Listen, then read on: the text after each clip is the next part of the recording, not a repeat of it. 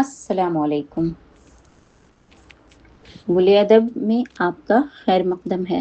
आज हम उर्दू के 3 अहम निशानों को सीखेंगे: तशदीद, मद और जज़म।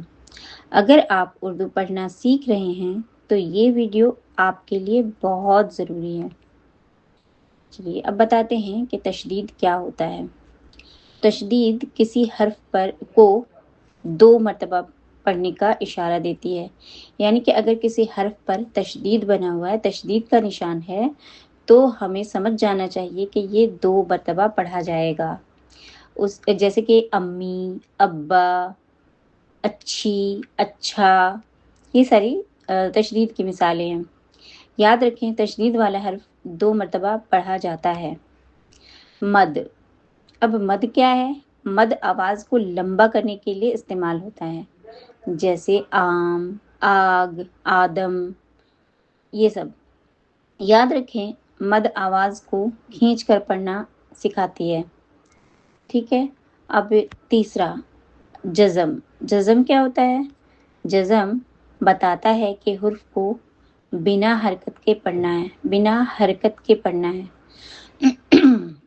जैसे अलिफ बे ज़बर अब, अगर हमको अब लिखना है तो बे के ऊपर जज़म देना पड़ेगा, तब वो अब का मतलब आवाज़ देगा।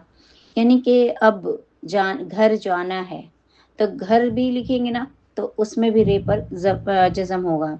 यानी जिस भी हर्फ पर हम रुकेंगे वो उस हर्फ पर जज़म डालेंगे, तो ये रोकने का काम करता है, साकिन का काम करता है।